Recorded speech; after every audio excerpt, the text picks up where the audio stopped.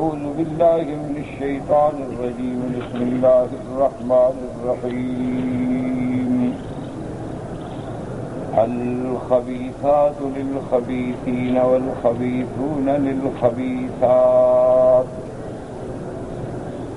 والطيبات للطيبين والطيبون للطيبات أولئك مبرؤون مما يقولون لهم مغفرة ورزق كريم۔ اللہ تبارک و تعالی نے کلام مقدس کی ان آیات مبارکہ میں جو سورۃ النور کی آیات ہیں، جیسا الحمدللہ آپ نے پڑھا ہے کہ اس آیت میں سب سے پہلے اللہ تبارک و تعالی نے حد زنا کا ذکر فرمایا، کیونکہ زنا ایک بہت بڑی فاحشہ ہے، منکر ہے، اور حسب و نسب کے برباد کرنے کا اور دنیا میں فساد کا ذریعہ ہے۔ اس لیے اللہ نے اس کی سخت سزا رکھی کہ الزانیۃ والزانی فاجلدوا كل واحد منهما 100 جلدہ، کہ زانی مرد ہو یا عورت، ان دونوں کی سزا جو ہے وہ 100 کوڑے ہیں اگر دونوں کنوارے، اور اگر دونوں شادی شدہ ہیں تو پھر دونوں کی سزا جو ہے وہ رجم ہے کہ پتھر مار مار کے ان کو مار دیا جائے گا، لیکن شرط یہ ہے کہ وہ ثبوت ہو 4 گواہوں کے ذریعے یا اقرار کے ذریعے، اعتراف کے ذریعے کہ انہوں نے خود اقرار کر لیا یا 4 گواہ پیش کر۔ اس کے بعد اللہ تبارک و تعالی نے اگلی آیات میں نفرت دلائی کہ زانی جو ہے وہ بس نہیں نکاح کرتا مگر زانیہ سے یا مشرکہ سے۔ اسی طرح زانیہ عورت جو ہے لا ينکحها الا زان او مشرک، وہ بھی نہیں نکاح کرتی اور نہیں پسند کرتی مگر زانی مرد کو یا مشرک کو، چونکہ مشرک کے نزدیک کوئی چیز حرام نہیں، لیکن اللہ نے فرمایا ہم نے مومنوں کو اس چیز سے منع کر دیا ہے کہ وہ زانیہ عورتوں سے شادی نہ کریں۔ اس کے بعد پھر اللہ تبارک و تعالی نے یہ بھی ان آیات مبارکہ میں بیان فرمایا کہ والذین یرمون المحصنات، کیونکہ زنا کی سزا بڑی سخت ہے تو تہمت لگانے کی بھی بڑی سخت سزا ہے۔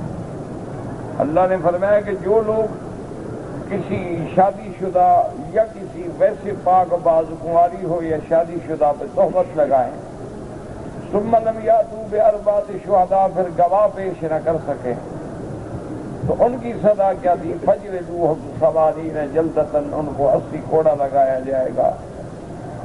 اور دوسری سزا کیا ہے؟ ولا تقبلوا لهم شہادۃ ابدا، کہ جس بندے کو تہمت لگانے پر حد لگ جائے اب اس کی گواہی بھی قبول نہیں ہوگی، یعنی اس انسان کو مردود الشہادہ قرار دیا جائے گا۔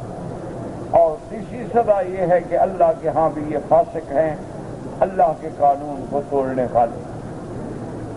اب اس کے بعد پھر اللہ نے قانون بیان فرمایا تھا کہ اگر کوئی آدمی مثلاً اپنی بیوی کے ساتھ ایسا واقعہ دیکھتا ہے یا نعوذ باللہ اپنی بیوی کو جھوٹا الزام لگاتا ہے، والذین یرمون ازواجہم، کہ جن لوگوں نے اپنی بیویوں پر اس قسم کی بات کی، وَلَمْ يَكُنْ لَهُمْ شُهَدَاءُ إِلَّا أَنفُسُهُمْ، اور ان کے پاس گواہ بھی کوئی نہیں، اگر گواہ ہوں تو پھر تو حد زنا نافذ ہوگی، گواہ کوئی نہیں تو اب کیا کیا جائے؟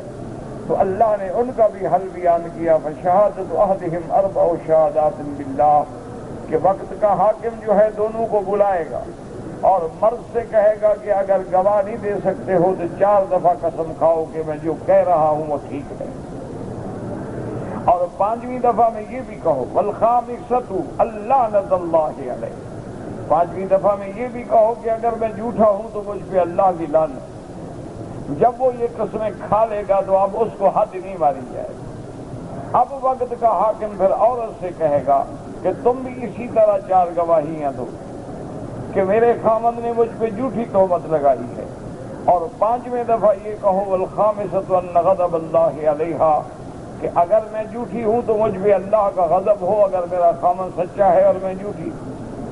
اللہ تبارک و تعالی نے فرمایا کہ جب یہ لیان ان کے درمیان میں ہو جائے، یعنی خامد نے بھی قسمیں کھا لی، عورت نے بھی قسمیں کھا لی، تو اب قاضی دونوں میں تفریق کر دے گا کہ یہ بیوی ہمیشہ کے لیے اس پہ حرام ہو گئی، دوبارہ اس کی بیوی نہیں بن سکتی۔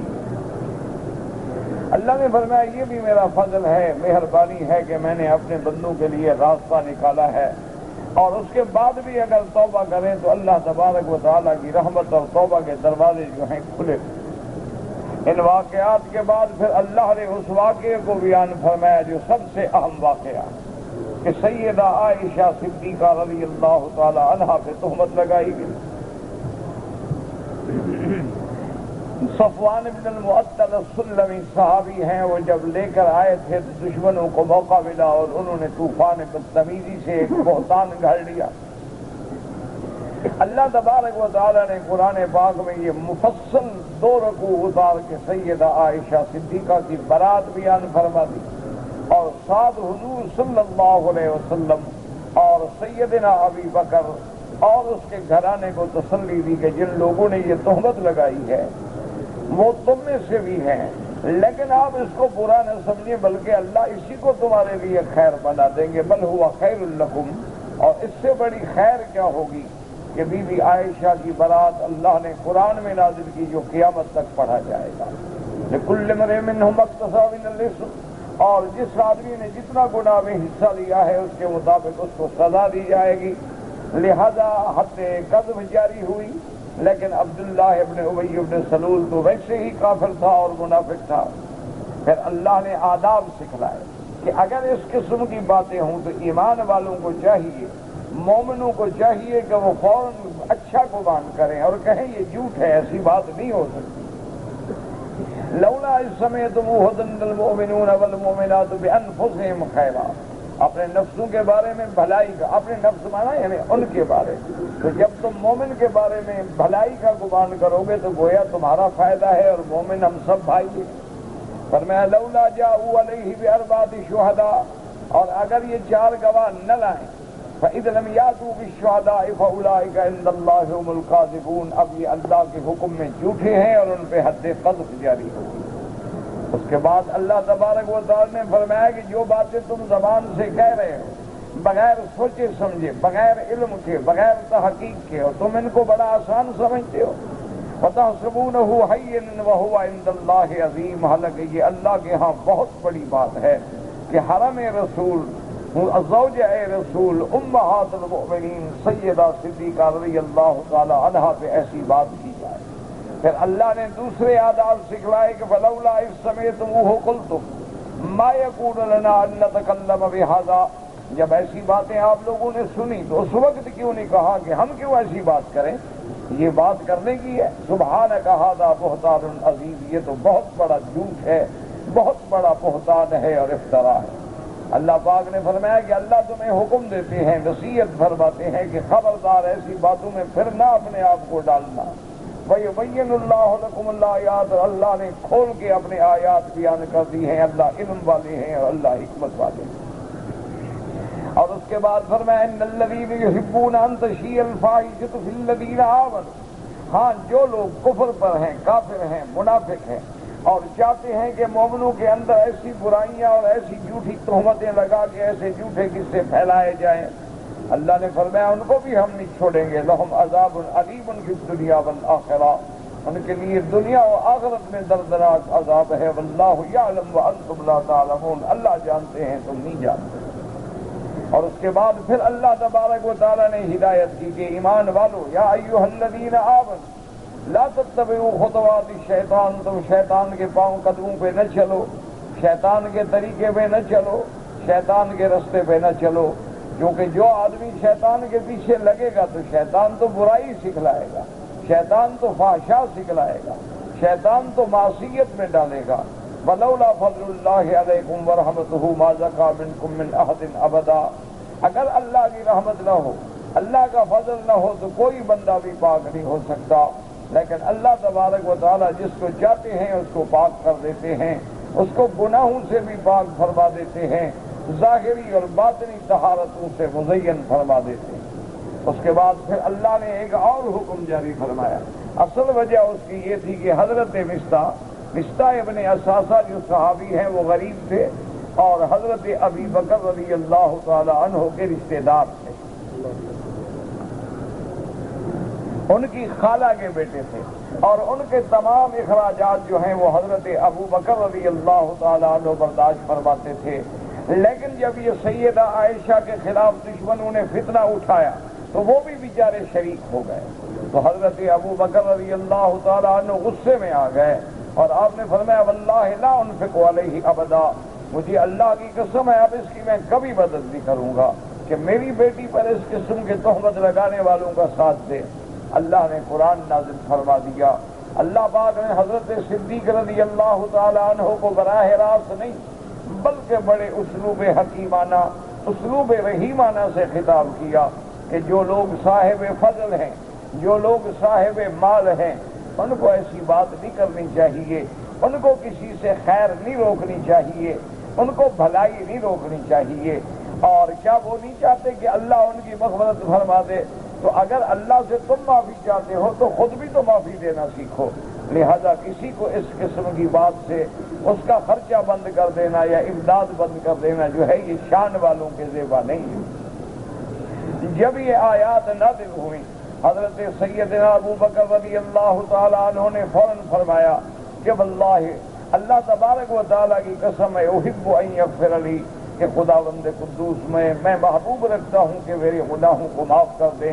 اور اس کے بعد آپ نے پھر امداد جاری فرما دی، وَلَا يَأْتَلِ أُولُو الْفَضْلِ مِنْكُمْ وَالسَّعَةِ أَنْ يُؤْتُوا أُولِي الْقُرْبَى وَالْمَسَاكِينَ وَالْمُهَاجِرِينَ فِي سَبِيلِ اللَّهِ۔ اللہ نے فرمایا جو صاحب فضل ہیں، جو صاحب مال ہیں، وہ ان کو چاہیے کہ اپنے رشتہ داروں کو، مساکین کو، مہاجروں کو، اللہ کے راستے میں ہجرت کرنے والوں پر امداد ہمیشہ کیا کریں۔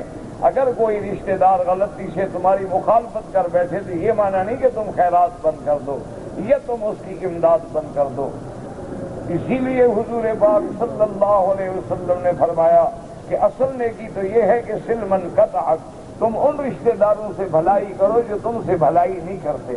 ہاں سل من اساء الیک، تم اس سے احسان کرو جو تم سے برائی کرتا ہے۔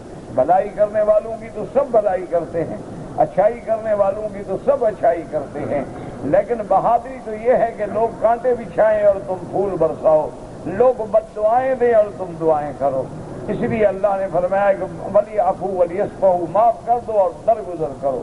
اَلَا تُحِبُّونَ أَن يَغْفِرَ اللَّهُ لَكُمْ، کیا تم یہ نہیں چاہتے کہ اللہ تمہاری مغفرت فرما دے؟ وَاللَّهُ غَفُورٌ رَحِيمٌ، اللہ تبارک و تعالیٰ بخشنے والے ہیں اور مہربان ہیں۔ اور اس کے بعد اب اللہ تبارک و تعالیٰ نے ان آیات میں یہ بھی حکم فرما دیا کہ اگر مومن تہمت لگائے یا تو گواہ لے آئے تو پھر عورت پہ حد زنا ہو، گواہ نہ لے آئے تو تہمت لگانے پہ حد قذف ہوگی۔ لیکن اگر وہ کافر ہیں، خدا رسول کو مانتے ہی نہیں اور پھر ایسی حرکتیں بھی کرتے ہیں تو اللہ نے فرمایا ان پر دنیا میں بھی لعنت ہے اور آخرت میں بھی لعنت ہے اور ان کے لیے عذاب عظیم ہے۔ فرمایا ان الذین یرمون المحصنات الغافلات المؤمنات لعنوا فی الدنیا والآخرہ ولہم عذاب عظیم، جو پاک بیویوں پر جو گناہوں سے بچنے والی ہیں ان پر تہمتیں لگاتے ہیں، ان پہ اللہ کی لعنت ہے دنیا میں اور آخرت میں، اور ان کے لیے بہت بڑا عذاب ہے۔ اب ان کا حال یہ ہوگا کہ اب دنیا میں چاہے لاکھ جھوٹ چھپائیں، لیکن قیامت ایسا دن ہوگا یوم تشہد علیہم السنتہم، جس دن ان کی زبانیں جو ہیں وہ سچ بولیں گی اور ان کے ہاتھ بھی گواہی دیں گے اور پاؤں بھی گواہی دیں گے۔ یومئذ یوفیہم اللہ دینہم الحق ویعلمون ان اللہ هو الحق المبین، اور وہ قیامت کا دن ہوگا جس دن اللہ پوری پوری سزا دیں گے اور پورا پورا بدلہ دیں گے، اور کوئی بندہ جو ہے وہ اللہ کے سامنے جھوٹ نہیں بول سکے گا۔ اسی لیے قرآن پاک کی ایک اور آیت مبارک میں بھی آتا ہے کہ قیامت والے دن بھی بعض کفار ایسے بھی ہوں گے جو قیامت میں ملائکہ کی گواہی کے بعد، نامہ اعمال کے ملنے کے بعد بھی انکار کر دیں گے اور کہیں گے اللہ ہم نے تو یہ گناہ نہیں کی، ہم نے تو یہ خطا نہیں کی ہے، ہم نے تو یہ غلطی نہیں کی ہے، فرشتوں نے اللہ جانے کیسے لکھ دی ہے۔ تو اللہ حکم دیں گے الیوم نختم علی افواہہم وتکلمنا ایدیہم وتشہد ارجلہم بما کانوا یکسبون، اللہ حکم دیں گے کہ ان کی زبانوں پہ مہر لگا دو اور حکم دیں گے ہاتھوں کو کہ تم بولو، حکم دیں گے پاؤں کو کہ تم بولو، تو بندے کا ہر عضو جو ہے وہ گواہی دے گا کہ میں نے یہ گناہ کیا ہے۔ اور جب عضو گواہی دے رہے ہوں گے، پھر جب زبان کھلے گی تو بندہ کہے گا وَقَالُوا لِجُلُودِهِمْ لِمَ شَهِدتُّمْ عَلَيْنَا قَالُوا أَنطَقَنَا اللَّهُ الَّذِي أَنطَقَ كُلَّ شَيْءٍ، وہ اپنے جلد سے اپنے جمڑوں سے کہیں گے کہ تم نے کیوں ہمارے خلاف گواہی دی؟ وہ کہیں گے بدبختو، جو اللہ زبان کو بولنے کی طاقت دے سکتا ہے وہ ہر عضو کو بولنے کی طاقت دے سکتا ہے۔ زبان بھی تو ایک ٹکڑا ہے، زبان بھی تو گوشت کا ایک قطعہ ہے۔ اگر اللہ نے اس کو تکلم کی طاقت دی ہے، اللہ نے اس کو نطق کی طاقت دی ہے، اللہ نے اس کو اظہار ما فی الضمیر کی طاقت دی ہے، تو وہی خدا جب حکم دیں گے تو پھر ہاتھ بھی بولیں گے، وہ خدا جب حکم دیں گے تو پاؤں بھی بولیں گے، اور انسان کے اعضاء سارے کے سارے گواہی دیں گے۔ اور پھر اللہ تبارک و تعالی نے فرمایا کہ جان لیں گے آج حق کو، اور اللہ پوری ان کو سزا دیں گے، اور ان کے گناہوں کے مطابق ان کو پوری سزا دی جائے گی۔ آج کے سبق میں اللہ نے اور ارشاد فرمایا، اور تقریباً یہاں پر آ کر سیدہ عائشہ کے افک کا معاملہ اور حد زنا، حد قذف، یہ سارا تقریباً اسی آیت پہ آ کے ختم ہوتا ہے۔ فرمایا الخبیثات للخبیثین والخبیثون للخبیثات والطیبات للطیبین والطیبون للطیبات اولئک مبرؤون مما یقولون لهم مغفرۃ ورزق کریم۔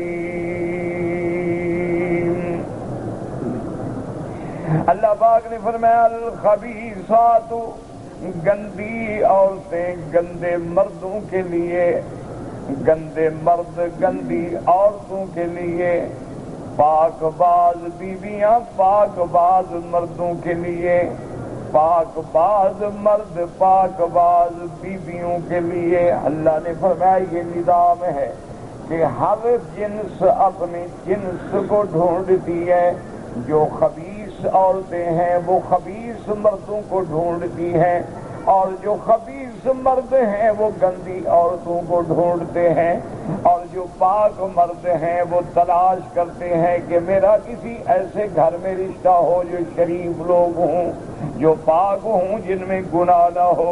اور شریف عورت کی تمنا خواہش تلاش یہ ہوتی ہے کہ مجھے اچھا شوہر ملے جو زانی نہ ہو، شرابی نہ ہو، آوارہ نہ ہو، بے حیا نہ ہو، دیوس نہ ہو۔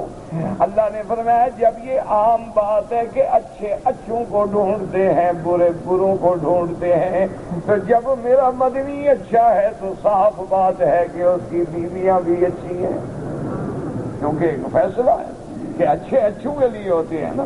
پاک مرد پاک بیویوں کے لیے، جب محمد پاک صلی اللہ علیہ وسلم، آپ سے زیادہ پاک کون ہے دنیا میں؟ آپ معصوم ہیں، تمام انبیاء معصوم ہیں۔ اس لیے حضرت عمر رضی اللہ تعالی عنہ سے جب حضور نے مشورہ چاہا، حضرت عمر رضی اللہ تعالی عنہ نے صرف اتنی عرض کیا کہ یا رسول اللہ، بی بی عائشہ سے نکاح آپ کی اپنی مرضی سے ہے یا حکم خدا بندی سے ہے؟ حضور نے فرمایا کہ حضرت عمر، اللہ نے میرا نکاح کیا ہے، اور جبریل امین نے صحیح حدیث میں آتا ہے کہ ابھی بھی عائشہ کی اللہ کے حکم سے تصویر بھی آگے دکھلائی حضور صلی اللہ علیہ وسلم۔ اسی سے علماء نے استنباط کیا ہے کہ اگر کوئی بندہ کہیں رشتہ کرنا چاہتا ہے تو رشتے کرنے والے کو یعنی خطیب کو مخطوبہ کی شکل دیکھنی جائز ہے، اور مخطوبہ کو بھی خطیب کی شکل دیکھنی جائز ہے، تاکہ بعد میں ندامت و شرمندگی نہ ہو۔ حالانکہ اللہ کے حکم کے بعد تو کوئی وہم بھی نہیں تھا، لیکن پھر بھی اللہ تبارک و تعالی نے سیدہ عائشہ کی شکل بھی حضور کو دکھلا دی۔ تو حضرت عمر نے عرض کیا کہ یا رسول اللہ، ہم اپنے بیٹوں کے لیے پاک لڑکیاں ڈھونڈتے ہیں، شریف لڑکیاں ڈھونڈتے ہیں، کیا نعوذ باللہ خدا کو اپنے پاک محمد کے لیے پاک بی بی نہ مل سکی؟ تو مسئلہ یہ حل ہو گیا کہ جب آپ پاک ہیں تو آپ کے گھر میں ناپاک کا کیا سوال پیدا ہوتا ہے؟ اس لیے اللہ تبارک و تعالیٰ نے یہاں فیصلہ فرما دیا کہ جب عام رواج یہ ہے، جب عام اصول یہ ہے، جب عام عادات یہ ہیں کہ کنت ہم جنس را بہم جنس پرواز، ہر کوئی اپنی جنس کے ساتھ پرواز کرتا ہے۔ دیکھو کبے کبوں کے ساتھ اڑیں گے، چڑیاں چڑیوں کے ساتھ اڑیں گی، باز بازوں کے ساتھ اڑتے ہیں، تو گندے گندی بیویوں کو ڈھونڈتے ہیں، گندی عورتیں گندے مردوں کو ڈھونڈتی ہیں۔ ہاں یہ الگ بات ہے کہ کبھی اتفاق بھی ہو جاتا ہے کہ کسی شریف کے گھر میں غلط عورت بھی آ جاتی ہے، کبھی کوئی شریف عورت کسی غلط مرد کے پلے بھی پڑ جاتی ہے، لیکن یہ اغلب حکم ہے، یعنی عام حکم یہ ہے، عام رواج اور عادات یہ ہے کہ الخبیثات للخبیثین والخبیثون للخبیثات والطیبات للطیبین والطیبون للطیبات۔ گندی عورتیں گندے مردوں کے لیے، یاد رکھو ابتدائے سورت میں آپ نے پڑھا تھا اللہ نے کیا فرمایا تھا، الزانیۃ والزانی، کہ زنا کرنے والی عورت ہو یا زنا کرنے والا مرد، فجلدوا کل واحد منہما مئۃ جلدہ، کہ ہر ایک کو 100 کوڑے مارے جائیں گے۔ وہاں بھی اللہ نے عورت کا ذکر پہلے کیا، مرد کا ذکر بعد میں کیا، یہاں بھی اللہ نے عورتوں کا ذکر پہلے کیا، مردوں کا ذکر بعد میں کیا۔ الخبیثات للخبیثین، وجہ یہ ہے علماء نے لکھا کہ زنا کے معاملے میں سب سے زیادہ سبب جو ہے وہ عورت بنتی ہے۔ اگر عورت نہ چاہے تو کوئی بڑے سے بڑا مرد بھی زنا نہیں کر سکتا۔ ہاں یہ الگ بات ہے، جیسے آج کل ظالم پکڑ لیتے ہیں یا جبر کرتے ہیں یا اجتماعی آبروریزی کرتے ہیں، وہ تو مجبور ہے، وہ تو مکرہ ہے، ورنہ اگر عورت کی تمنا نہ ہو، خواہش نہ ہو تو یہ واقع ہو ہی نہیں سکتا۔ کسی گھر میں عورت اگر کسی غیر مرد کو لفٹ ہی نہ کرائے تو کیسے جرأت کر سکے، اگر وہ بات نہ کرے تو کیسے وہ آگے بڑھ سکے۔ تو اس معاملے میں چونکہ عورت زیادہ سبب بنتی ہے، اس لیے اللہ نے عورتوں کو مقدم کیا۔ الخبیثات للخبیثین والخبیثون للخبیثات والطیبات للطیبین، پاک بیویاں پاک مردوں کے لیے، والطیبون للطیبات، اور پاک مرد پاک بیویوں کے لیے۔ اسی میں اللہ نے مسئلہ سمجھا دیا کہ مسلمانوں جب تمہارا عقیدہ ہے کہ محمد مصطفیٰ پاک ہیں تو اس کے گھر والے بھی پاک، اس کی بیویاں بھی پاک۔ اچھا اسی طرح یاد رکھو کہ حضرت نوح علیہ السلام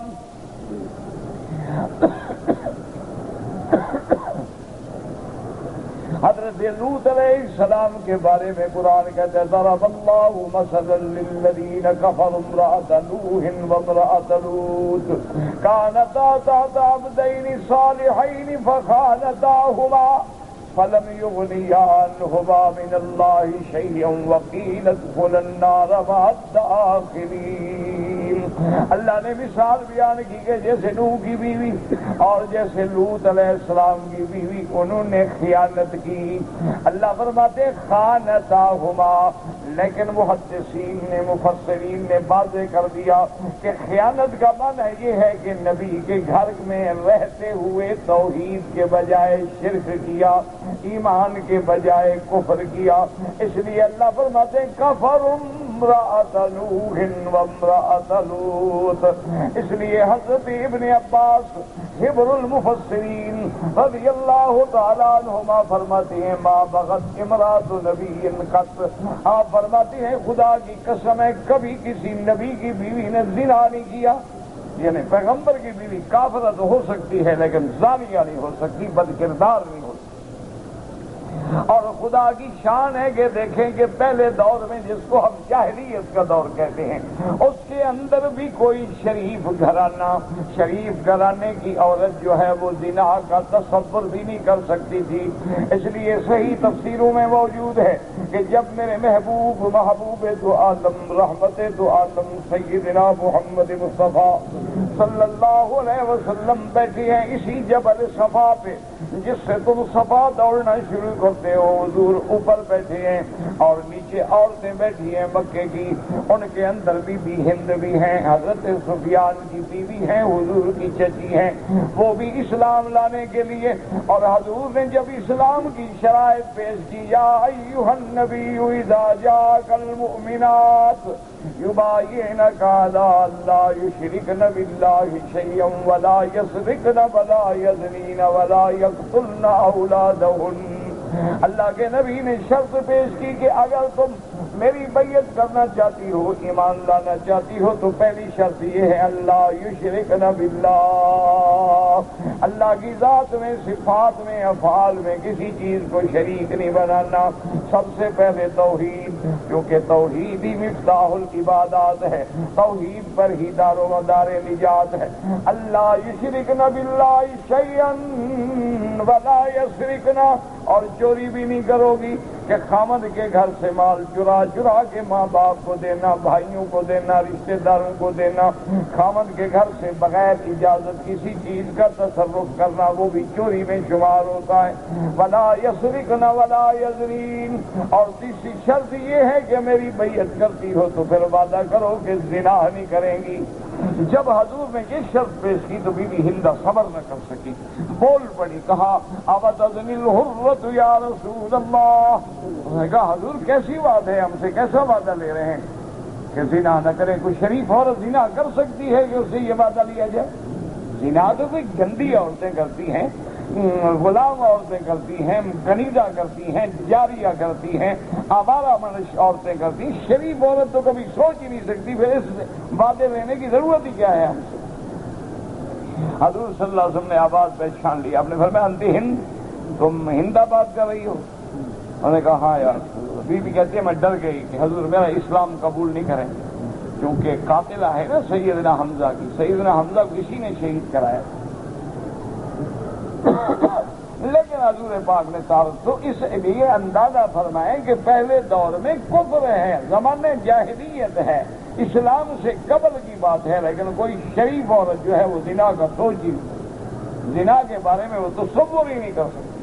اس لیے انہوں نے کہا یا رسول اللہ اس کی کیا ضرورت ہے، کوئی شریف عورت تو ایسی بات کا خیال ہی نہیں کرتی۔ اس لیے اللہ نے فرمایا کہ جب میرا مدنی پاک ہے، میرا نبی پاک ہے، تو سارے پاک ہیں۔ اور اس کے بعد فرمایا اولئک مبرؤون مما یقولون، اللہ نے فرمایا لوگوں سن لو، جن کے بارے میں تم باتیں کر رہے ہو، بی بی عائشہ، اس کا گھرانہ، اور وہ صحابی حضرت صفوان، اچھا خدا کی شان دیکھو، وہ صحابی بھی کیسی شان والا تھا، اس نے کہا واللہ خدا کی قسم ہے، مجھ کو جب اللہ نے ہوش دیا، میں عقل والا ہوا، میں نے تو کسی عورت کے بدن کو بھی نہیں دیکھا ہے زندگی میں۔ گناہ تو بڑی بات ہے،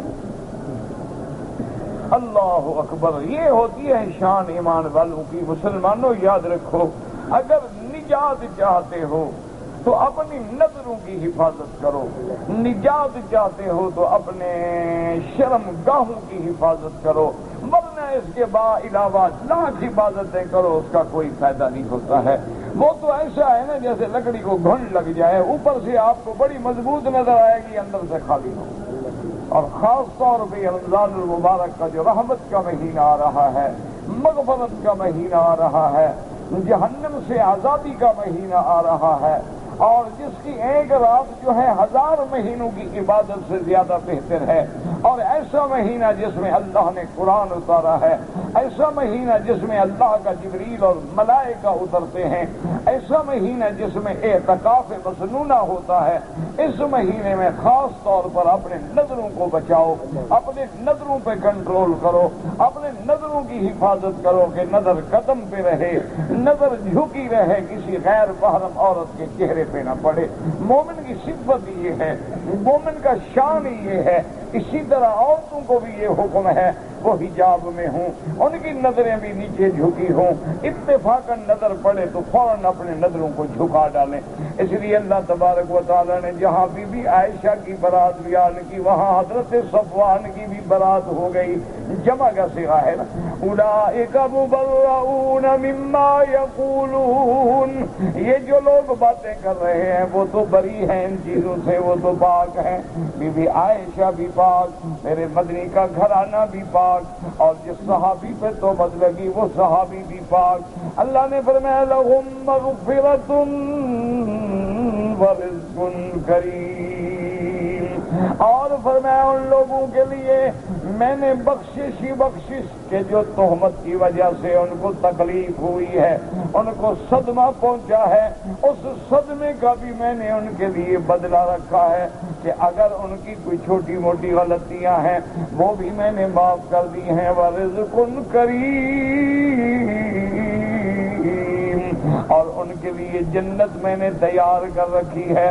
اللہ تبارک و تعالی نے فرمایا، اور اسی طرح اشارہ ہو گیا اس آیت میں، یہ بھی اشارہ ہوا وفیہ بعد، اس اشارہ آیت سے بی عائشہ کو اشارہ ہے کہ جیسے تم دنیا میں محمد کی بیوی ہو، جنت میں بھی محمد مصطفیٰ کی بیوی ہو۔ اسی لیے فرمایا وَلَهُمْ مَغْفِرَةٌ وَرِزْقٌ کریم۔ رزق کریم سے مراد کیا ہے؟ عند اللہ فی جنات بعد، اور اس آیت میں اللہ نے گویا وعدہ کر دیا، اشارہ کر دیا، بشارت دے دی۔ ایک تو بشارت دی کہ بی بی عائشہ تم پاک ہو، اور دوسری بشارت دی کہ جنت میں بھی تم محمد کی بیوی ہوگی۔ کیا مان؟ یہ نہیں کہ حضور تمہیں طلاق دے دیں دنیا میں، نہیں، تم دنیا میں بھی بیوی رہو گی اور آخرت میں بھی بیوی رہو گی۔ اسی طرح ایک حدیث مبارک میں آتا ہے کہ جب حضور پاک کو سیدہ عائشہ صدیقہ رضی اللہ تعالی عنہا کی تصویر دکھلائی گئی تو یہ بھی فرمایا گیا ہذہ زوجتک فی الدنیا وفی الآخرہ، محمد مصطفیٰ یہ تمہاری بیوی ہے جو دنیا میں بھی آپ کی بیوی ہوگی اور آخرت میں بھی آپ کی بیوی ہوگی۔ تو اللہ تبارک و تعالیٰ نے ان آیات مبارکہ میں آپ نے پڑھ لیا کہ حد زنا کا بھی ذکر ہو گیا، حد قذف کا بھی ذکر ہو گیا، اور جو بیویوں پہ تہمت لگائیں ان کا بھی مسئلہ لیان کا بیان بھی ہو گیا۔ پھر سیدہ عائشہ کا قصہ بھی اللہ نے بیان کر دیا، اور آخرت میں اللہ تبارک و تعالیٰ نے آخری آیات میں مزید یعنی حضرت صفوان اور بی بی عائشہ کی برات کا واضح الفاظ میں کہ اولئک مبرؤون مما یقولون لہم مغفرۃ ورزق کریم۔ دعا کریں اللہم بلغنا رمضان کما بلغتنا شعبان، یا اللہ ہمیں رمضان المبارک کے برکات و ثمرات نصیب فرما، ہر مسلمان کو رمضان المبارک کے برکات و ثمرات نصیب فرما، اور رمضان المبارک میں خاص طور پہ میرا اللہ صیام و قیام، عبادت، روزے، تلاوت قرآن کی توفیق عطا فرما، یا اللہ مقبول عمر نصیب فرما۔ یاد رکھو رمضان میں کوشش کریں جتنا زیادہ قرآن پڑھ سکیں، کیونکہ قرآن اور رمضان کو نسبت ہے کہ اللہ نے قرآن اتارا ہی رمضان میں۔ سب سے پہلے اللہ نے جب اتارا ہے لوح محفوظ سے تو وہ بھی لیلۃ القدر تھی، وہ بھی رمضان میں، اور اسی طرح شہر رمضان الذی انزل فیہ القرآن، اور اسی طرح سابقہ کتابوں میں یہ بھی آتا ہے کہ تورات بھی رمضان میں اتری ہے، انجیل بھی رمضان میں اتری ہے، زبور بھی رمضان میں اتری ہے۔ اللہ نے ساری مشہور کتابیں جو ہیں وہ اس مہینے میں اتاری ہیں۔ اس سے بڑی شان کیا ہوگی؟ حضور نے فرمایا کہ اولہ رحمت، ابتدائی 10 دن جو ہے رحمت ہی رحمت ہے، وأوسطہ مغفرۃ، اور اگلے 10 دن جو ہیں وہ بخشش ہی بخشش ہے، وآخرہ عتق من النار، فرمایا اس کا آخر جو ہے وہ جہنم سے آزادی کے پروانے ملتے ہیں۔ اس سے بڑی بشارت کیا ہوگی؟ حضور نے فرمایا من صام رمضان ایمانا و احتسابا، کہ جس بندے نے رمضان میں اللہ کے لیے روزہ رکھا، اللہ سے ثواب طلب کیا، اللہ کے لیے راتوں کو جاگا، اللہ کے لیے عبادت کی، اللہ پاک اس کے سابقہ گناہ جتنے ہیں سارے کے سارے گناہ معاف فرما دیتے ہیں۔ اور اسی طرح حضور پاک صلی اللہ علیہ وسلم نے فرمایا وَلِلصَّائِمِ فَرْحَتَانِ، کہ ہر روزے دار کے لیے دو خوشیاں ہوتی ہیں۔ فرمایا فرحۃ عند الافطار، ایک خوشی تو ہوتی ہے جب افطار کا وقت آتا ہے کہ 12 گھنٹے 14 گھنٹے بھوکا پیاسا اب اللہ اجازت دینے والے ہیں، تو اس لیے ایک تو افطار کے وقت کی خوشی ہے، اور فرمایا دوسری خوشی اس دن ہوگی جس دن اللہ تبارک و تعالیٰ کا لقاء نصیب ہوگا۔ فرمایا للصائم فرحتان، اور اسی طرح یاد رکھو مسلمانوں، ہر روزے دار کے لیے افطار کے وقت میں جو دعا مانگے گا وہ قبول ہوگی اللہ تبارک و تعالیٰ کے ہاں۔ یعنی آپ روزے کے افطار کا جب وقت ہے تو 4 منٹ پہلے دعاؤں میں لگ جائیں، باتیں چھوڑ دیں، دنیا کے قصے کہانیاں چھوڑ دیں، بس اللہ کے آگے اپنی عرضداشت پیش کریں۔ اور اسی طرح حدیث میں آتا ہے الصوم لی وانا اجزی بہ، فرمایا کہ روزہ میرے لیے ہے، اس کا بدلہ بھی میں دوں گا۔ محدثین نے لکھا کہ ہر عبادت اللہ کے لیے ہے، لیکن روزے کے بارے میں اللہ فرماتے ہیں کہ یہ خاص میرے لیے ہے۔ وجہ کیا؟ انہوں نے فرمایا کہ ہر عبادت میں ریا ہو سکتا ہے لیکن روزے میں ریا نہیں ہو سکتا۔ لیکن آپ نماز پڑھیں، کوئی تو دیکھ رہا ہے، آپ طواف کریں، کوئی تو دیکھ رہا ہے، لاکھ آپ ریا نہ کریں لیکن دیکھنے والے تو دیکھ رہے ہیں۔ روزہ ایسی عبادت ہے جو بندے کے اور خدا کے درمیان ہے، کسی کو کیا پتا آپ کو روزہ ہے کہ نہیں ہے؟ آپ کمرے کے اندر بیٹھ کے پانی پیتے رہیں، کس کو کیا پتا؟ باہر آئے تو آپ کہیں مجھے روزہ ہے، کسی کو کیا پتا ہو؟ اور پھر دیکھیں روزہ ایسی عبادت ہے کہ آدمی اپنے فلائٹ میں ہے، دروازہ بند ہے، کوئی دیکھنے والا نہیں، فرج مشروبات سے بھرا ہوا ہے، معقولات سے بھرا ہوا ہے، لیکن ہاتھ نہیں بڑھاتا، کہتے اللہ کا حکم ہے میں روزے سے ہوں، میرا کھانا بند، پینا بند، معقولات بند، مشروبات بند، میاں بیوی ہیں، جوان ہیں، کٹھے بیٹھے ہیں، لیٹے ہیں، لیکن قریب نہیں جاتے کیونکہ اللہ نے منع فرما دیا ہے۔ تو فرمایا جب تم میرے لیے رک رہے ہو تو اس کا بدلہ بھی میں تجھے دوں گا۔ اور بعض علماء نے فرمایا الصوم لی وانا اجزا بہ، کہ روزہ میرے لیے ہے اور اس کا بدلہ جو ہے وہ میں قیامت میں اپنا دیدار کرا کے اپنے بندوں کو دوں گا، کہ تم نے اپنے نفس کو روکا تھا، تم نے اپنی کھانے پینے کی خواہشوں کو دبا دیا تھا۔ تو مسلمانوں رمضان کے لیے خوشی سے تیاری کرو۔ رمضان کی خوشی کا معنی یہ نہیں ہوتا ہے کہ چٹخارے دار چیزیں بناؤ اور سموسے بناؤ اور کچوریاں بناؤ اور دہی بلے بناؤ۔ پتہ نہیں یہ عذاب کہاں سے آیا ہے، مجھے تو آج تک یہ سمجھ نہیں ملی۔ اگر کسی بندے کو معلوم ہو تو مہربانی کر کے مجھے چٹ لکھیں کہ بھئی یہ پکوڑے کھانا حضور کی سنت ہے، صحابہ کی، اہل بیت کی، کس کی سنت ہے؟ یہ عذاب کہاں سے آ گیا؟ پکوڑے اور چٹخارے اور دہی بڑے اور سمبوسے اور پتہ نہیں کیا کیا عذاب۔ حالانکہ سنت یہ ہے، یاد رکھو کہ افطار جو ہے آدمی کھجوروں سے کرے، یہ سنت محمد مصطفیٰ، اور کھجور بھی اگر تازہ ملے تو وہ سب سے اعلیٰ ہے، تازہ نہ ملے تو پھر ٹھیک ہے، پھر خشک ہو، پرانی ہو، 6 سال والی ہو، لیکن کھجور پہ افطار۔ اور حضور نے فرمایا اگر کھجور نہ ملے تو پھر پانی سے افطار کرو۔ تو سنت تو میٹھا ہے، تم نے اس کے الٹ کر دیا ہے، پتہ نہیں عذاب آیا کہاں سے؟ مجھے تو آج تک سمجھ نہیں آئی کہ کس کی سنت ہے، پتہ نہیں کوئی ہندوؤں کا طریقہ ہے، کس کا طریقہ ہے کہ ہر گھر میں جناب ابھی سے اور سموسے بن رہے ہیں اور چیزیں فرج میں فریز ہو رہی ہیں کہ مہمان آئیں تو جناب ان کو چٹخارے دار چیزیں پیش کرو۔ یہ بالکل خلاف سنت ہے۔ اچھا، خدا کی شان یہ ہے کہ اب جدید تحقیق بھی یہ کہتی ہے کہ سارا دن جو معدہ خالی رہتا ہے اس کی خواہشات کو پورا کرنا میٹھے کا کام ہے، نہ کہ کسی کراری چیزوں کا کام ہے۔ اس سے تو آپ کا معدہ خراب ہو سکتا ہے، اچھا نہیں ہو سکتا ہے۔ تو اس لیے الحمدللہ اور خوش نصیب ہیں وہ لوگ جن کا روزہ رمضان کا مکے میں یا مدینے میں گزرے۔ دعا کریں اللہ کسی کو محروم نہ فرمائے کہ سامنے اللہ کے کعبے پہ نظر ہو، مدینے کی کھجور ہو اور ہاتھ میں زمزم ہو، اور مدینے والے جو ہیں زمزم ہاتھ میں ہے، کھجور ہے، اور روضہ محمد مصطفیٰ پہ نظر ہے۔ یہ نصیب کس کو مل سکتا ہے؟ یہ مقابلہ کس کو مل سکتا ہے؟ اور پھر جو رمضان میں عمرہ کرتا ہے، حضور نے فرمایا اس ایک عمرے کا اجر ایسے ہوگا جیسے اس نے حج کیا ہو، اور ایک حدیث میں ہے کہ اس کا اجر ایسے ہوگا جیسے اس نے میرے ساتھ حج ادا کیا ہو۔ اللہ تبارک و تعالی سب کو نصیب فرمائے اور مقبول عمر نصیب فرمائے اور ادب سے نصیب فرمائے. آپ جھگڑوں میں نہ پڑیں گے جی 8 رکعتیں پڑھیں گے یا 20 پڑھیں گے. جتنی عبادت کرو گے اتنی گڑ میٹھا، جتنا ڈالو گے اتنی میٹھا ہوگا. جس نے 20 رکعتیں پڑھی ہیں 20 لاکھ رکعت کا اجر کمائے گا. جس نے 8 پڑھی ہیں وہ 8 لاکھ رات کا اجر کمائے گا. باقی جھگڑوں میں نہ پڑیں. جن کے مقدر میں 8 ہیں وہ 8 پڑھیں گے، جن کے مقدر میں 20 ہیں وہ 20 پڑھیں گے، اور جو نصیب والے ہیں وہ 20 تراویح پڑھنے کے بعد پھر تہجد بھی 8 رکعت پڑھیں گے، وتر بھی پڑھیں گے. سبحان اللہ.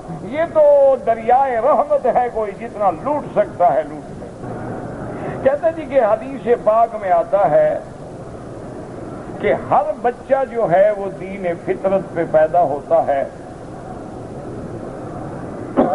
پھر اگر والدین مسلمان ہیں تو بچہ مسلمان ہو جاتا ہے، یہودی ہیں یہودی ہو جاتا ہے، مجوسی ہیں مجوسی ہو جاتا ہے. تو اس کا معنی یہ ہے کہ بچہ تو دین پہ پیدا ہوا اور بچے کا قصور نہیں ہے. اسی لیے علماء کہتے ہیں کہ ہر معصوم بچہ جو بلوغ سے پہلے فوت ہو جائے وہ جنت میں جائے. بعض علماء نے کو یہ فرمایا ہے کہ مومنوں کے بچے مومن کے تابع ہوں گے اور کافروں کے بچے کافر کے تابع ہوں گے، کہ اگر بڑے ہوتے تو کافر ہو جاتے اور بڑے ہوتے تو مومن کے بچے مومن ہو جاتے. بہرحال لیکن بعض فرماتے ہیں کہ جنت و دوزخ کے درمیان میں مقام آراف میں رہیں گے. بہرحال اللہ پاک زیادہ عدل والے ہیں، زیادہ رحمت والے ہیں جو فیصلہ فرمائیں گے.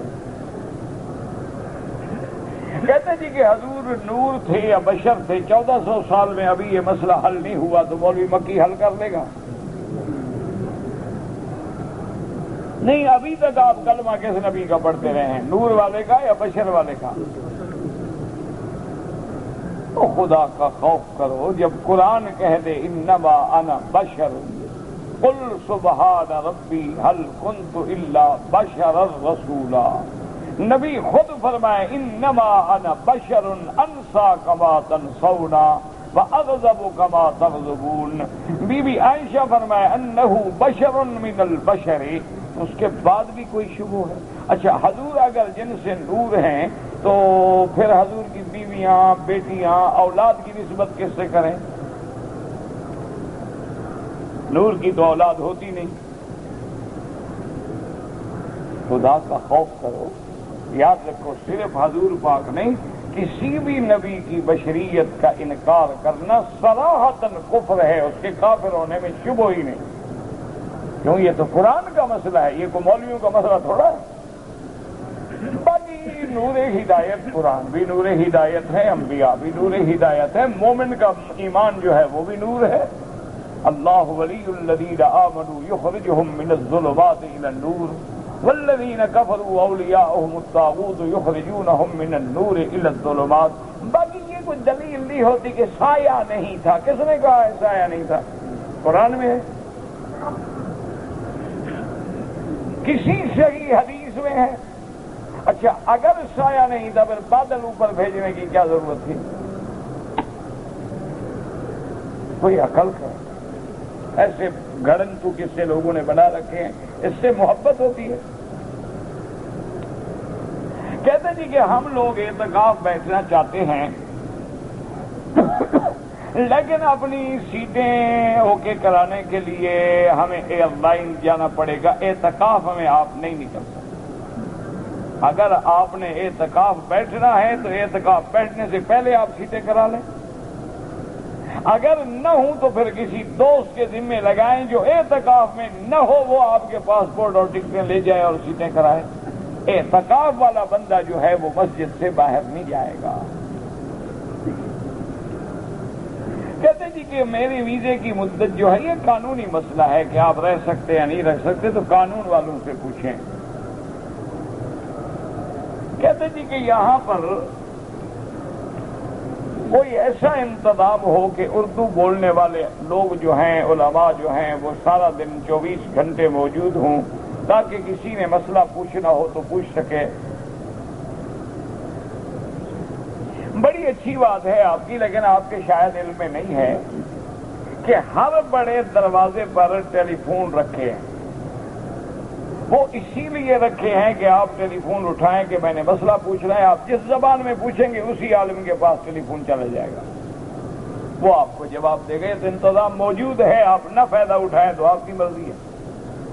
ہر زبان کے عالم کے پاس ٹیلی فون پڑے ہوتے ہیں، جب آپ اٹھائیں گے سب کو گھنٹیاں جائیں گے، تو جس زبان کو آپ جانتے ہیں جب وہ بات کرے گا تو باقی رکھ دیں گے۔ یہ تو سارا انتظام ہے، موجود ہے، 2 سال ہو گئے ہیں، آپ لوگوں کو علم نہ ہو تو ہم کیا کریں؟ لکھا ہوا ہے، ٹیلی فون لگے ہوئے ہیں، آپ نہیں فائدہ اٹھاتے۔ کہتے جی کہ ہمارے محلے میں کچھ لوگ رہتے ہیں، ہم کو درود پڑھنے سے روکتے ہیں۔ درود پڑھنے سے کوئی نہیں روکتا، یہ ناممکن ہے، مسلمان تو کبھی نہیں روکتا۔ تم کھڑے ہو گئے، اپنے جو درود بنے ہوئے پڑھتے ہو گے نا، وہ اس سے روکتے ہوں۔ یہ جو میڈ ان انڈیا درود ہے نا، اس سے منع کرتے ہیں۔ حضور صلی اللہ علیہ وسلم کے درود سے کوئی نہیں منع کرتا۔ حرم شریف میں لوگ نمازیوں کے آگے گزرتے ہیں، کوشش کریں کہ نہ گزریں، مجبوری ہے تو سجدے کی جگہ سے دور ہو کے گزر جائیں۔ میرا بھائی، طواف جو ہے آپ اپنے لیے کریں، پھر جس کے لیے چاہیں اس کے لیے دعا کریں، اللہ اس کو ثواب دے۔ نائی کا کام کرنا جائز ہے لیکن اچھا نہیں۔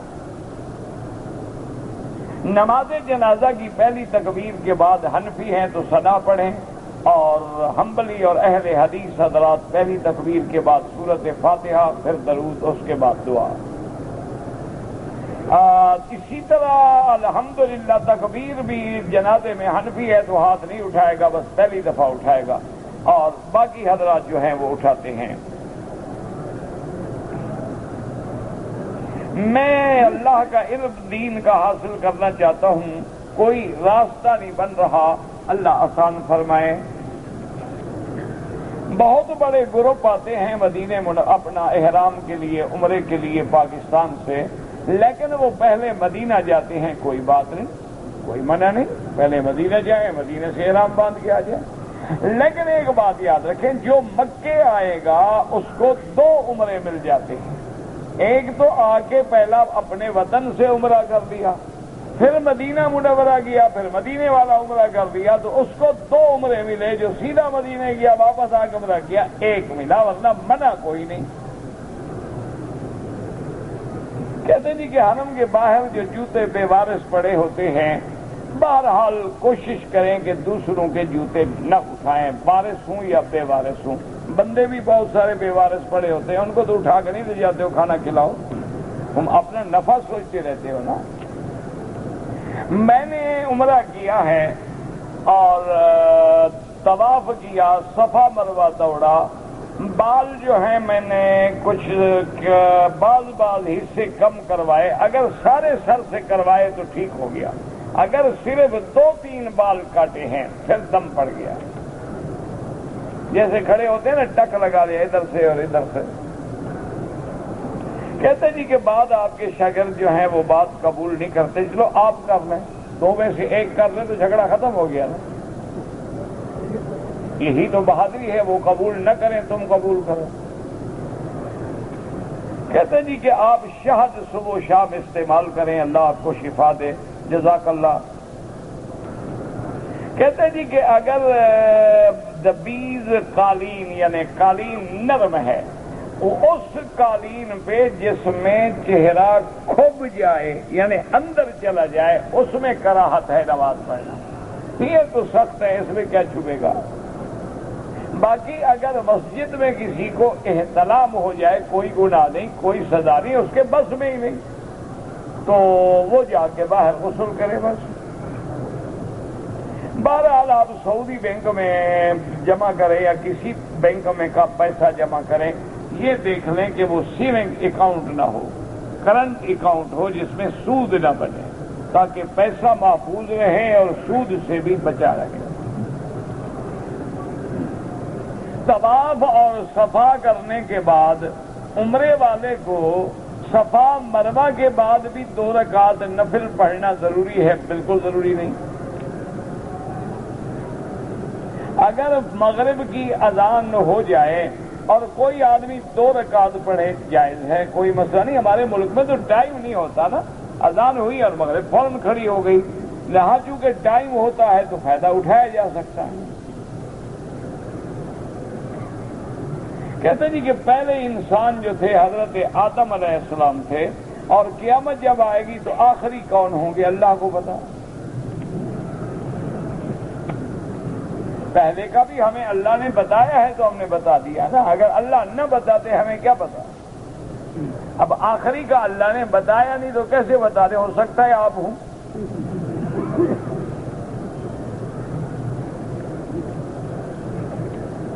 نہیں، آپ کو کیا فکر ہے کہ آخری کون ہوگا؟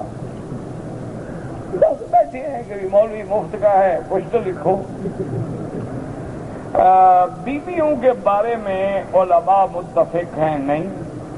حضور کی بیوی سیدہ عائشہ پر براءت اترنے کے بعد کوئی تہمت لگائے یا گالی دے اس کے کفر پہ متفق ہیں۔ باقی بیویوں کے بارے میں تو اختلاف ہے، بعض کہتے ہیں کافر ہیں، بعض کہتے ہیں نہیں ہیں، کیونکہ حضور کی حدیث ہے کہ سباب المسلم فسوق وقتالہ کفر۔ بہرحال اللہ پاک رحمت کرے، کوئی آدمی اگر صحابہ کے بارے میں برا کہے تو اسلام ہمیں قتل کا حکم تو نہیں دیتا کہ قتل کر دو۔ دیکھو نا، اب زانیہ عورت کی سزا قتل ہے، لیکن دیکھ لیں جب گواہ نہیں ہے تو ہم قتل تو نہیں کر سکتے، وہ تو قاضی وقت حکم دے گا، ورنہ تو پوری دنیا میں فساد ہو جائے گا۔ دعا کریں اللہ فساد سے بچائے۔ ہم آپ کی صحت کے لیے دعا کرتے ہیں، بڑی مہربانی۔ بہرحال جو لوگ داڑھی کٹواتے ہیں اللہ ان کو بھی ہدایت دے، داڑھی رکھیں تو ایک مشت رکھیں سنت کے مطابق۔ میرا بھائی، جو لوگ رمضان المبارک میں مکے آ جائیں، رمضان مکے میں گزاریں، رمضان کے بعد شوال ذی القعدہ میں کوئی عمرہ نہ کریں، ان کا حج افراد ہوگا، ان پہ حج کی بکری واجب ہی نہیں۔ اچھا، پیسے مسافر ہیں، غریب ہے، پیسے نہیں تو قربانی بھی معاف۔ بیمار ہیں، اللہ ہر بیمار کو شفا عطا فرما۔ اللہم اشفنا واشف مرضانا ومرضى من اوصانا واستوصانا ومرضى المسلمین۔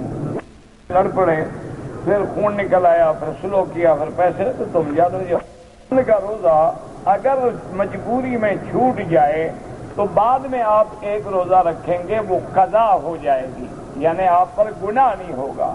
باقی جو رمضان کے دن کی فضیلت ہے وہ کہاں ملے گی، وہ تو نہیں مل سکتی، لیکن آپ کا گناہ ختم ہو گیا، آپ نے اس کے بدلے میں روزہ رکھ لیا۔ حرم شریف میں جب آتے ہیں تو جوتے باہر اتار دیتے ہیں، واپس جائیں تو نہیں ملتے ہیں، تو وہ آپ کے نوکر ہیں، وہ لے کے کھڑے رہیں کہ جب آپ تشریف لیں گے جناب جوتا پہنو۔ آپ اپنے جوتے تھیلی میں ڈالیں، اٹھا کے سامنے رکھیں۔ پہلی بیوی کو 2 طلاقیں دی، دوسرا نکاح ماں باپ سے چوری کیا، ماں باپ کے بیوی کے پرزور مطالبے پر دوسری عورت کو ٹیلی فون پر کہا کہ میں تمہیں 3 طلاق دیتا ہوں، دوسری مرتبہ سب کے سامنے لکھا کہ میں تمہیں 3 طلاق دیتا ہوں۔ بہرحال گزارش یہ ہے کہ حنفی مسلک میں تو 3 طلاقیں ہو گئیں، اس کا کوئی حل نہیں، لیکن بعض علماء اہل حدیث جو ہیں وہ ایک وقت میں، ایک مجلس میں، ایک ہی دفعہ کوئی 3 طلاق دے تو اس کو ایک شمار کرتے ہیں، ان کے نزدیک رجوع ہو سکتا ہے۔ حنفی مسلک میں یہ مسئلہ مشکل ہے۔ ایک آدمی اپنی والدہ کے ساتھ عمرہ کرنے کے لیے آیا، طواف کرتے وقت اس کی والدہ گم ہو گئی، اس نے صفا مروا نہیں کیا، بال کٹوا دیے، اب بال کٹوا کے احرام کھول دیا، دم پڑ گئی نہ، گم تو والدہ ہو گئی، بال کٹوانے کی اس میں کیا ضرورت پیش آ گئی؟ احرام میں رہو، ڈھونڈتے رہو۔ پہ آتے ہیں امام کعبہ کے پیچھے نماز نہیں پڑھتے، اللہ جن کو محروم کرے، آپ اور ہم کیا کر سکتے ہیں؟ دعا کرو اللہ ان کو ہدایت دے۔ بہت سارے پاکستانی حضرات جو ہیں وہ امام سے پہلے سلام پھیرتے ہیں، مثلا امام نے کہا نا السلام علیکم ورحمۃ اللہ، اگر اس سے پہلے آپ نے پھیرا تو نماز باطل ہو گئی، نماز ہوگی ہی نہیں۔ ایک یہ ہے کہ امام نے ایک طرف سلام پھیر لیا، آپ نے پھر پھیرا، پھر تو آپ کی نماز ہو جائے گی، لیکن اگر امام سے سبقت ہو جائے تو نماز نہیں ہوگی۔ اس کا حل یہ ہے کہ آرام سے امام کو سلام پھیرنے دیں، بعد میں ابتدا کریں. کہ کمپنی میں ہم کام کرتے ہیں، ہمارا اتفاق ہے کہ کمپنی حادثے کی شکل میں یا بیماری کی شکل میں ہمارا علاج کروائے گی. اب کمپنی نے ہماری انشورنس کروا دی ہے تو وہ کمپنی ہمارا خرچہ برداشت انشورنس کرے گی. گناہ کمپنی پہ ہوگا، تمہارا علاج تو ہوگا نا. قوالی سننا جائز ہے، اگر باجا واجا ہو تو حرام ہے، بغیر باجے کے ہو تو حلال ہے. اور قوالی میں کوئی بدعت کا شرک کا لفظ بھی نہ ہو. حضور پاک نے فرمایا کہ میں دیکھ رہا ہوں کہ اس صحابی پر جہنم کی آگ جل رہی ہے. یہ علم غیب نہیں، اللہ نے خبر دی. یہ ہے اطلاع علی الغیب. علم غیب الگ چیز ہے، اطلاع اور اظہار علی الغیب الگ چیز ہے. اسی میں تو لوگ دھوکہ کھا کے انبیاء کو عالم الغیب سمجھ بیٹھتے ہیں اور کافر ہو جاتے ہیں. یہ سارے قرآن میں جو آدم علیہ السلام کا قصہ ہے یہ غیب نہیں. حضور اس وقت موجود نہیں ہے تو غیب ہے نا، لیکن اللہ نے خبر دے دی. اب کیا غیب ہے؟ ایک آدمی کی عمر 70 سال ہے، نمازی ہے، لیکن وہ بیمار ہے. ہر 20 منٹ کے بعد اس کو پانی پینا پڑتا ہے. روزہ نہ رکھے اور اس کے بدلے فدیہ ادا کرے، ایک آدمی کو کھانا دے. اگر آپ کی والدہ بیمار ہے، سفر کے قابل نہیں، آپ اس کا حج بدل کر سکتے ہیں، اس کے لیے عمرہ بھی کر سکتے ہیں. کافی حد تک قرضہ ہے اور بیٹی کی شادی بھی کرنی ہے، مکان بھی کرائے کا ہے. اس صورت میں اگر مجھے صدقہ فطر کوئی دے لے سکتے ہیں، آپ زکوٰۃ بھی لے سکتے ہیں. جب مقروض ہیں تو قرض دار تو زکوٰۃ دے سکتا ہے. اگر نائی کا دکان ہے، اس کے اندر کھڑے ہو کے نماز پڑھیں، کوئی حرج نہیں، اگر کوئی غلط تصویریں لگی ہوئی نہ ہوں. ورنہ عام طور پر ایسی دکانوں میں غلط عورتوں کی تصویریں لگی ہوتی ہیں تو ان کو پھر چھپانا چاہیے. نماز تو ہو جائے گی. جگہ پر ایک آدمی کام کرتا تھا، مالک کی دکان سے چوری اس نے 4-5 لاکھ چرائے، تو مالک کو واپس کرو. ایک آدمی نے گناہ سے توبہ کی، کئی دن کے بعد دوبارہ اس گناہ کے کرنے کا ارادہ ہوا، لیکن گناہ کیا نہیں کیا. انشاءاللہ توبہ نہیں ٹوٹی. آپ قائم رہیں اور گناہ سے بچیں. مسجد الحرام کے اندر بھی شیطان آ سکتا ہے، ہر جگہ آ سکتا ہے. اور شیطان 2 قسم کے ہوتے ہیں، من الجنۃ والناس، جنوں سے بھی بندوں سے بھی، تو ہر قسم کے آ جاتے ہیں. کہتا جی کہ جیسے بچے کا ختنہ ہوتا ہے، بچی کا بھی ہوتا ہے. ہاں ہوتا ہے، ضروری نہیں.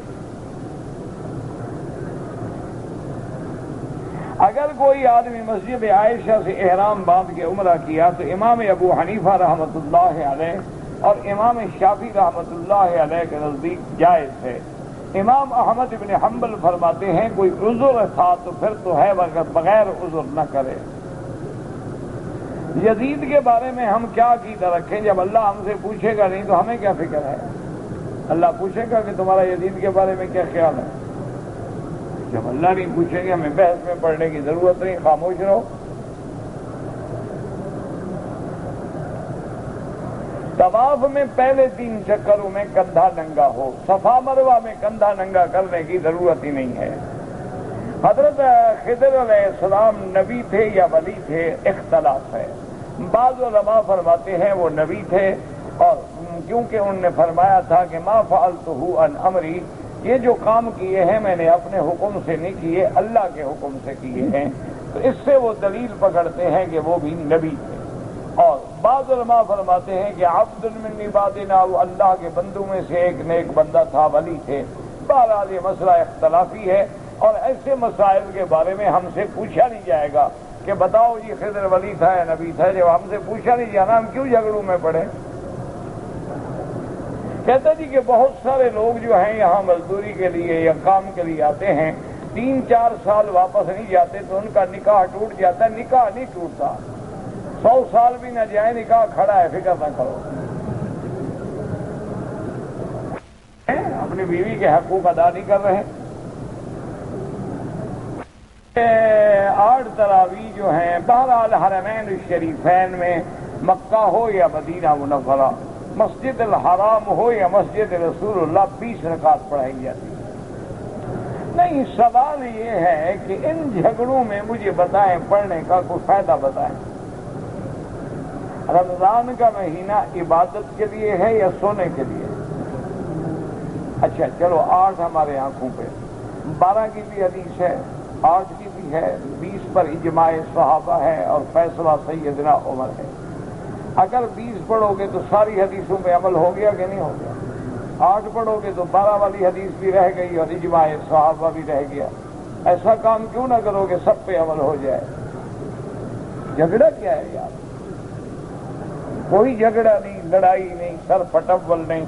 1400 سال گزر گئے، ہم نمازوں پہ لڑ رہے ہیں۔